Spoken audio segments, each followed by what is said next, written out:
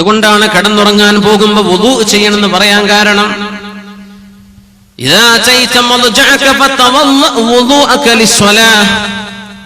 നിസ്കരിക്കാൻ എന്ന വെണ്ണം നീ വുദൂ ചെയ്തിട്ടേ കിടന്നുറങ്ങാൻ പോകാവൂ. പരിശുദ്ധ റസൂലുള്ളാഹി സ്വല്ലല്ലാഹു അലൈഹി വസല്ലം. അപ്പൊ ഒരാൾ സംശയം, അല്ല ഉസ്താദേ, ഈ കല്യാണം കഴിച്ചവരൊക്കെ ഇപ്പൊ ഉറങ്ങാൻ കിടക്കുമ്പോൾ വുദൂ എടുത്ത് പോയിട്ട് എന്താ തൊട്ടാ ഒന്ന് മുറിയില്ലേ? നമ്മൾ ശാഫിഈ മദ്ഹബ് അതല്ലേ? മുറിയും. അപ്പൊ എന്റെ ചോദ്യം, അല്ല ഉറങ്ങിയാ മുറിയില്ലേ?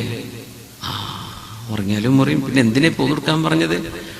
ഉറക്കത്തിലായി വുദൂ വേണമെന്നല്ലല്ലോ ഹബീബ് പറഞ്ഞു. ഇദാ അതൈത മൽജഅക, കിടന്നുറങ്ങാൻ കിടപ്പറയിലേക്ക് ചെല്ലുമ്പോൾ നിനക്ക് വുദൂ വേണം. മതി. അപ്പൊ വുദൂ ഉണ്ടോ? വുദൂ എടുത്തിട്ടാണോ വന്നത്? മതി. പിന്നെ മുറിഞ്ഞു. ഉറപ്പല്ല ഉറങ്ങിയാ മുറിയുന്നു. ഇതിനൊന്നും കുഴപ്പമില്ല. നീ കിടന്നുറങ്ങാൻ ചെല്ലുമ്പോൾ വുദൂ വേണം. നിന്റെ കടപ്പറയിലേക്ക് ചെല്ലുമ്പോൾ വുദൂ ചെയ്യണേ. തവല്ലഉ വുദൂഅക ലിസ്സലാഹ്. എന്തിനാണെന്നറിയോ? അല്ലാഹുവിന്റെ മാലാഖമാർ ഉറക്കത്തിലെങ്ങാനും റൂഹിനെ പിടിച്ചു കൊണ്ടുപോകുമ്പോൾ വുദൂ ചെയ്ത ശരീരത്തിൽ നിന്നാണ് അത് കൊണ്ടുപോകുന്നത്. ആ ശരീരത്തിന് പുണ്യമുണ്ട്, ആ മരണത്തിന് ഹുസ്നുൽ ഖാത്തിമത്ത് ലഭിക്കും. എണ്ണീറ്റ് കഴിഞ്ഞു, ബാത്റൂമിലേക്ക് പോണല്ലേ? ഏത് കാലം ഉള്ളിലേക്ക് വെക്കേണ്ടത്? ഇടത് കാലം. നമുക്കറിയാലോ. തിരിച്ചു വരുമ്പോ വലത്ത് കാലം. വസ്ത്രം മാറുന്നുണ്ട്. വസ്ത്രം ധരിക്കുമ്പോ ഏത് ഭാഗത്ത് നിന്ന് തുടങ്ങണം? വലത് ഭാഗത്ത് നിന്ന്. ആദ്യ ഷർട്ടിന്റെ വലത് കൈയുടെ കൈയുണ്ട്. വസ്ത്രം അഴിക്കുമ്പോ ഇടത്തെ കൈ ആദ്യം അഴിക്കുക, ഇടത് കാൽ ആദ്യം അഴിക്കുക, ഇടത് ഷൂ ആദ്യം ഊരുക. ധരിക്കുമ്പോ വലത്തെ ഷൂ ആദ്യം ധരിക്കണം. ഇതൊക്കെ സുന്നത്തല്ലേ? മുടി വാർന്നു വെക്കുകയാണ്. ആണും പെണ്ണും മുടി വാരുന്നുണ്ട് അല്ലേ? മല്ലഹു ശഅറൻ ഫൽയുക്രിം. ആർക്കൊക്കെ മുടിയുണ്ടോ അവരാ മുടിയെ ബഹുമാനിക്കണമെന്ന്. ആ മുടിയെ ഒന്ന് മാന്യമായി കൊണ്ടടക്കണം. മുടി വാർന്നു വെക്കണം.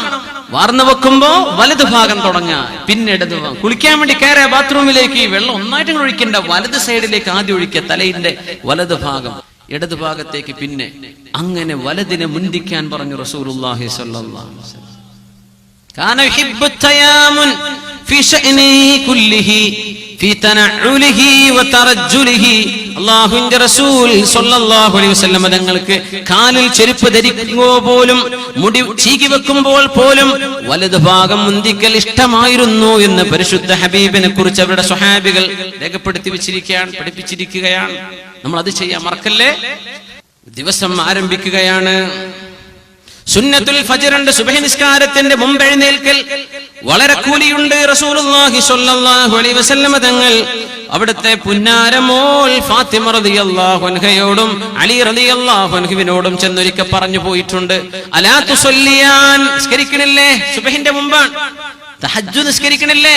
അപ്പൊ അലി റളിയല്ലാഹു അൻഹു തമാശയിൽ ഒരു മറുപടി പറഞ്ഞു. അവിടെ അതാണ് വലിയ രസം. അലാ തുസല്ലിയാൻ, നിസ്കരിക്കണില്ലേ?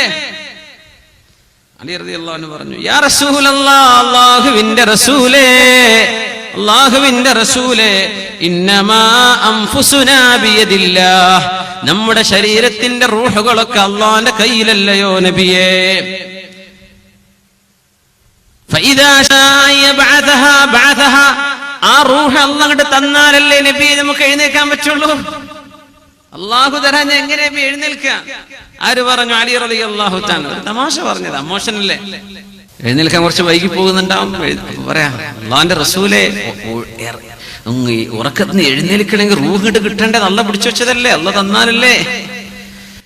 ഫസമിഅതു റസൂലല്ലാഹി സ്വല്ലല്ലാഹു അലൈഹി വസല്ലം, ഞാൻ നബി തങ്ങളെ കേട്ടു. നബി തങ്ങൾ ഇങ്ങനെ കടന്നു പോകുന്നുണ്ട്, കാലിന്റെ തുടയിൽ ഇങ്ങനെ അടിച്ചുകൊണ്ട് പറയുന്നുണ്ട്, മുത്ത് റസൂൽ സ്വല്ലല്ലാഹു അലൈഹി വസല്ലം അവിടുന്ന് പറഞ്ഞ വാക്കാണ്, വകാനൽ ഇൻസാനു അക്സറ ശൈഇൻ ജദലാ. മനുഷ്യൻ വല്ലാതെ തർക്കിക്കുന്ന ആളാണല്ലോ. മനുഷ്യൻ വല്ലാതെ തർക്കിക്കുന്ന ആളാണ്. എഴുന്നേൽക്കാൻ നബിയെ, ഞാൻ എഴുന്നേൽക്കണമെന്ന് പറഞ്ഞാൽ മതി. അല്ലാഹു വിട്ടാലല്ലേ നബി എഴുന്നേൽക്കാൻ പറ്റുള്ളൂ. ഇതിൽ ഹഖീഖത്തുണ്ട് അതിൽ. പക്ഷേ അല്ലാഹുവിന്റെ റസൂൽ അതിനെ ട്വിസ്റ്റ് ചെയ്യുകയാണ്. വകാനൽ ഇൻസാനു അക്സറ ശൈഇൻ ജദലാ, മനുഷ്യൻ വല്ലാതെ തർക്കിക്കുന്നുവല്ലോ. അലി തങ്ങൾ എഴുന്നേൽക്കാറുണ്ട്, ഫാത്തിമ ബിവിയും എഴുന്നേൽക്കാറുണ്ട്.